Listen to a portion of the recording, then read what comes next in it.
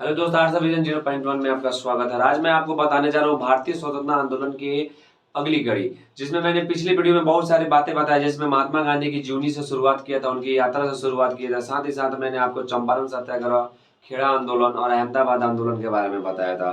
फिर जलियांवाला बाग हत्याकांड और रॉलेट एक्ट जैसे काला कानून के बारे में जानकारी दी। अब मैं आपको जानकारी देना चाहता हूँ खिलाफत आंदोलन। खिलाफत आंदोलन यानी भारतीय मुसलमान क्यों खिलाफत आंदोलन के लिए खड़े हुए, इसके पीछे बहुत सारी कहानी है। इस कड़ी में मैं आपको सबसे पहले कुछ फ्लैशबैक पे लेके जाता हूँ, कुछ कहानी बताता हूँ, जिसके जरिए आपको जानने में बहुत आसानी हो जाएगी कि आखिर ये खिलाफत आंदोलन भारत में हुआ क्यों।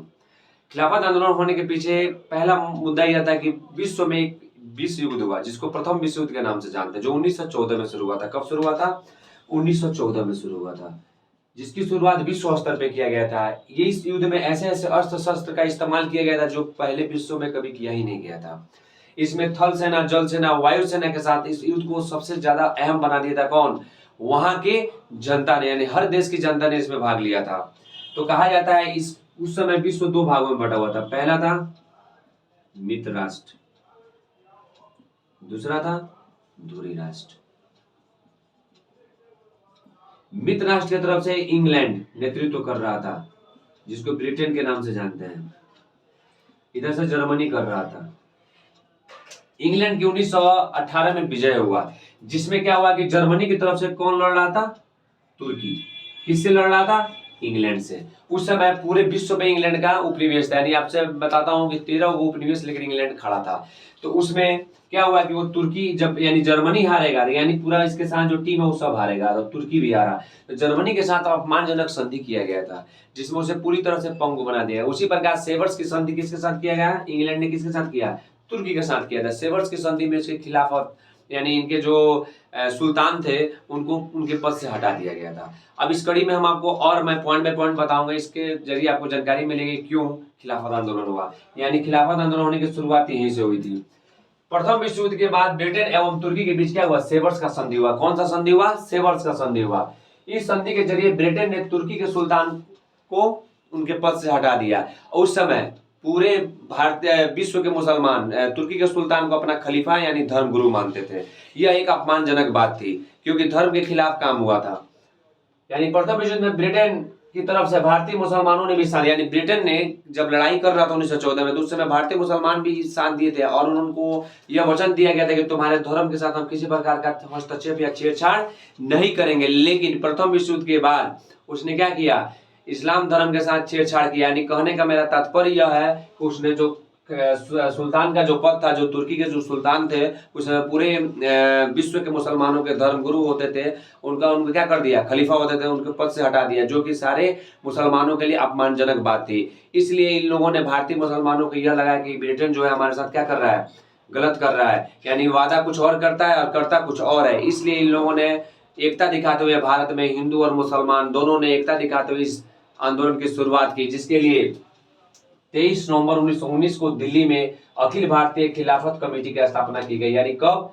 23 नवंबर 1919 को अखिल भारतीय खिलाफत कमेटी की स्थापना की गई और अधिवेशन भी हुआ, जिसमें गांधी जी को क्या बनाया गया था? इसका अध्यक्ष बनाया गया था। और गांधी जी को अध्यक्ष बनाने का मतलब था कि इन चाहते थे कि हिंदू और मुस्लिम एक होकर इस आंदोलन का क्या करे? शुरुआत करे और अंग्रेजों को यह जताने की कोशिश करे कि तुमने जो भी नियम बनाया, जो भी सिस्टम बनाया, वो सब के सब गलत है और तुमने हमारे साथ क्या किया है? धोखाधड़ी किया है। तुमने वादा कुछ और कहा था और किया कुछ और है। इस कमेटी का कुछ बातें थी, 3 मांगे थी। पहला मांग था तुर्की के सुल्तान का पद यथावत रखा जाए।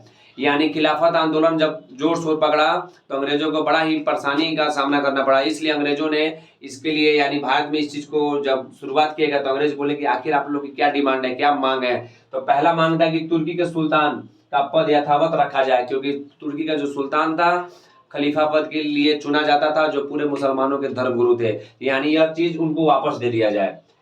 जजीरतुल अरब में जो इस्लाम धार्मिक केंद्र था, यानी जजीरतुल जो अरब में जो इस्लाम धर्म का क्या था? एक धार्मिक केंद्र था, उसे मुस्लिम शासक के अधीन रखा जाए। यानी समझौता के तहत क्या हुआ था? वो ईसाइयों लोग के हाथों में चला गया था, यानी कहा जाए अंग्रेजों के हाथों में चला गया था। इसलिए ये लोग चाहते थे कि जो मेरा धार्मिक स्थल है यह किसके साथ, किसके संरक्षण में रहे? तो मुस्लिम शासक के अधीन रहे, क्योंकि मुस्लिम शासक अपने धर्म स्थल का सुरक्षा बहुत ही बेहतर तरीके से कर सकता है और पवित्र रख सकता है। अगला पॉइंट, खलीफा मुस्लिम तीर्थ स्थानों की रक्षा करे, यानी जो भी खलीफा बनता है तुर्की के सुल्तान जो भी बनता है वो क्या करे, मुस्लिम तीर्थों को, मुस्लिम जो तीर्थ स्थान है उसकी क्या करे, सुरक्षा करे। इस तरह से खिलाफत आंदोलन ने अपना जोर शोर पकड़ा और भारत में खिलाफत का क्या हुआ, शुरुआत हुआ और अंग्रेजों को झुकना भी पड़ा। अगला पॉइंट आता है गवर्नमेंट ऑफ इंडिया एक्ट 1919। एक एक्ट आया था उस समय, गवर्नमेंट ऑफ इंडिया एक्ट 1919, जिसमें लॉर्ड मॉन्टेग्यू जो चेम्सफोर्ड थे, दो व्यक्तियों ने मिलकर क्या किया था, इस एक्ट को पारित किया था। भारत के प्रधानमंत्री लॉर्ड मॉन्टेग्यू 20 अगस्त 1917 को ब्रिटिश संसद में एक घोषणा की, यानी कहां घोषणा किया, ब्रिटिश संसद में, कि सरकार उद्देश्य भारत में उत्तरदायी शासन की स्थापना, यानी भारत में जो है एक उत्तरदायी शासन की स्थापना करेंगे। इसमें यह भी कहा गया कि भारतीयों को शासन के सभी विभागों में शामिल किया जाएगा, यानी इस घोषणा के तहत उन्होंने यह जताने की कोशिश की कि भारत में जितने भी विभाग हैं सब विभागों में किसको शामिल किया जाएगा, भारतीयों को शामिल किया जाएगा, जिसको पूरा करने के लिए सरकार ने 1919 में, यानी यह 1917 में क्या हुआ था, इसकी घोषणा हुई थी, और 1919 में गवर्नमेंट ऑफ इंडिया एक्ट पारित हुआ। यानी पूछा जाए कि भारत में गवर्नमेंट ऑफ इंडिया एक्ट कब पारित हुआ, तो 1919 में, और इसकी घोषणा कब किया गया था, 1917 में। कहां घोषणा किया गया था, तो ब्रिटिश संसद में। और क्या कहा गया था इसमें, तो इसमें यह कहा गया था कि भारत के शासन प्रणाली में जितने जितने विभाग में पद है उसमें भारतीयों को शामिल किया जाएगा। इस एक्ट को मॉन्टेग्यू चेम्सफोर्ड सुधार एक्ट के नाम से भी जानते हैं। यानी सुधार एक्ट कहने का मेरा तात्पर्य है कि इन लोगों ने इसके पहले जो भी एक्ट आया था उसमें जो कमियां थी उसको सुधारना था, इसीलिए इसका नाम रख देगा मॉन्टेग्यू चेम्सफोर्ड सुधार एक्ट। इस अधिनियम में कुछ विशेषता भी थी जिसके बारे में हम पॉइंट बाय पॉइंट बनाए हैं। पहला, प्रांतों को हस्तांतरित विषयों पर भारत सचिव का नियंत्रण कम हो जाएगा, यानी प्रांतों का हस्तांतरित जो विषय है इसमें जो भारत का सचिव उसका जो नियंत्रण पहले ज्यादा था उसमें क्या कर दिया जाएगी, कमी कर दी जाएगी।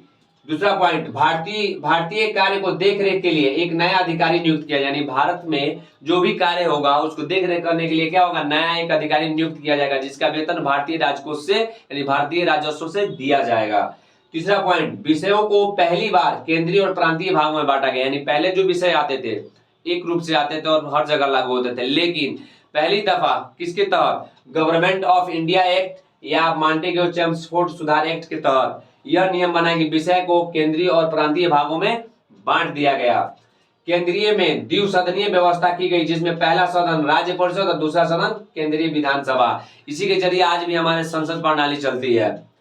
अगला पॉइंट, बजट पर बहस हो सकती है, यानी बजट पे आप बहस कर सकते हैं लेकिन मतदान देने का आपको अधिकार नहीं है। यानी आपको बजट जो भी आएगी इस पे अगर अपना बहस करना चाहे तो बहस कर लीजिए, लेकिन आपको किसी भी मतदान पे अधिकार देने, किसी भी विभाग में चुनाव प्रणाली होगी उसमें आपको मतदान देने का अधिकार नहीं है। यानी दोनों इस कहानी से आपने यह जाना खिलाफत आंदोलन क्यों हुआ, क्योंकि पूरे विश्व के मुसलमानों के धार्मिक ठेस पहुंची थी। दूसरी, गवर्नमेंट ऑफ इंडिया एक्ट 1919 ने बहुत सारा कुछ सुधार किया जिसमें आज भी हमारे संवैधानिक संरचना चलती है और संसद की प्रणालियां चलती है। Thank you.